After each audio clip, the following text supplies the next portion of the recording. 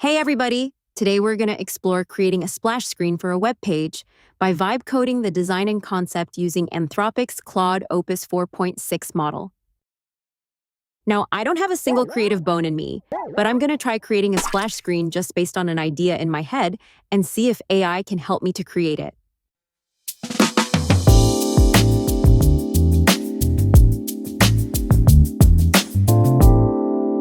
My web page is called Pomodoro Tools, and the logo for it is a tomato. So let's start by describing the tomato. Okay, it's created a tomato for me. Now, I imagine a bouncing tomato in my splash screen, bursting and exploding into pieces and splashing tomato juice all over the screen. Splashing. Maybe a little less gory. Let's first animate our tomato by making the tomato leaves wobble when we interact with it. Nice! Now I want to make it squish a little when I click on it, like I'm squeezing it.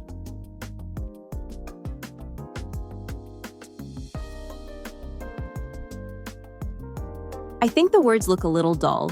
Let's add some color to them.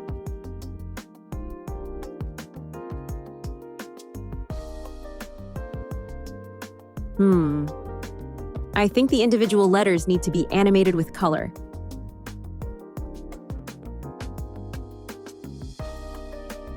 That's better. Next, let's make our tomato bounce.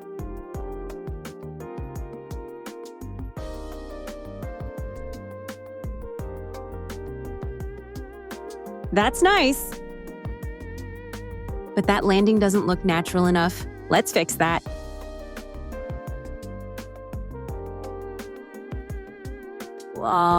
Much better. The edges look too sharp. Let's add a bit of drop shadow below the tomato.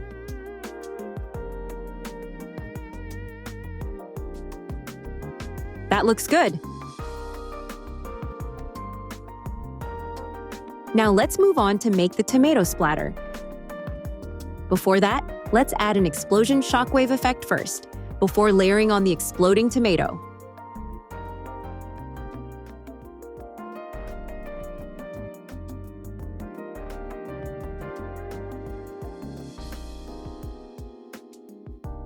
I'll try to describe the exploding tomato splatter sequence. To do that, I'll need to tap on something technical to create my tomato splatter pieces. Introducing the Catmull-Rom Interpolation. What's that, you might ask? Let's sidetrack a little and take a deeper look at what's Catmull-Rom Interpolation. Imagine you have a handful of points on screen. You want to draw a smooth, natural-looking curve that passes through all of them, like an organic ink splat. But how? The simplest idea is to just draw straight lines between points. The curve passes through every point, but it looks angular and stiff, harsh corners wherever points meet, not organic at all. Instead of that, at each point, the Catmull-Rom technique looks at its immediate neighbors to set direction. The tension value controls how tightly the curve hugs the points. The handles on either side of each point are collinear. They sit on the same straight line through the point. That's what makes the curve flow continuously with no kinks. Using those tangent directions as Bezier curve handles, the curve flows naturally through every point with no harsh corners. To create an organic blob shape, we scatter points randomly around a circle, jitter their angles and distances, then connect with Catmull-Rom.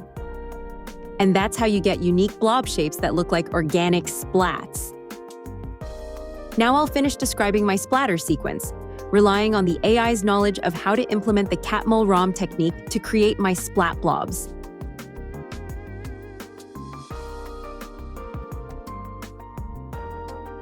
Okay. Not bad. Not bad for a first attempt. Let's make the splat blobs reach the edges of the viewport of the screen and grow the size of the blobs as they explode outwards. Let's also add some rotation to the blobs and stagger the exploding pieces. To make some of the blobs have an explosion-like shape, I described them having spike arms coming out of the blob shape too. Finally, let's add a bit of simple textures to some of the blobs.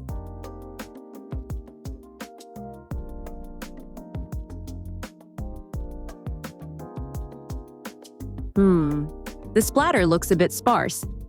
I should add more splats near the center.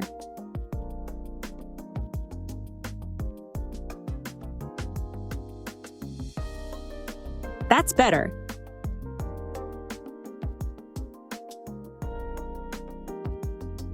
The color is too uniform. Let's add a dash of green from the splatter of the tomato leaves.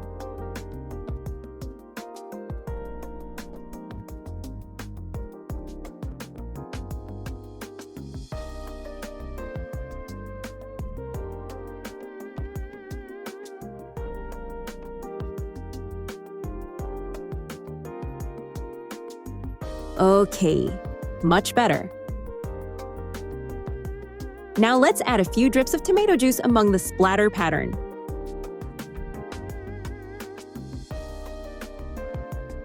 And give them a bit of variation in drip angles too.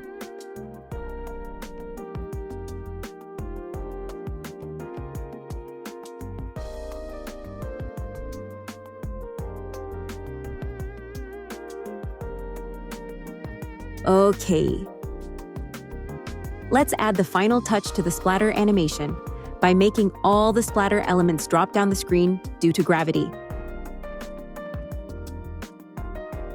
The juice strips should elongate too as they drop down the screen.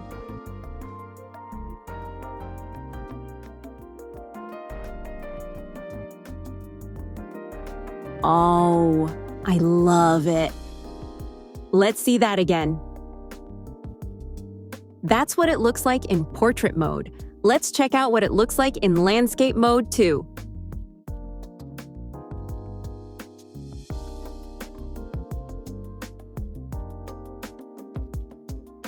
All right, our tomato splatter is done.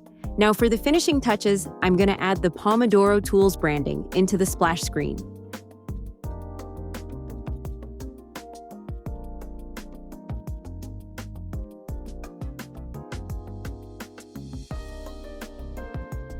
Nice! To add some sound effects for the bouncing tomato and splatter, I'm going to use ElevenLabs sound effects generation to create the sound effects. Let's check out the generated sound effects for the bounce.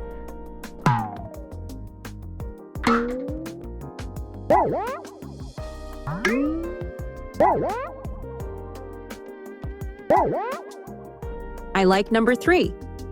Now let's generate the sound effects for the splatter. Let's see which one sounds the best.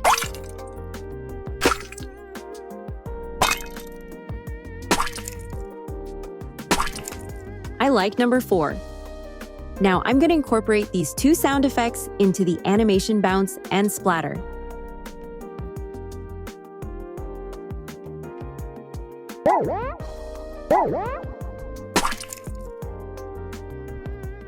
Nice!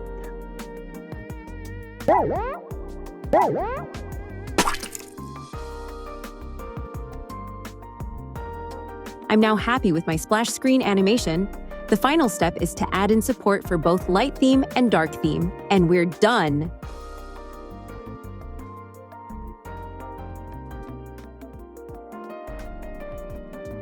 This is the dark theme. Let's check it out again in portrait mode, then landscape mode.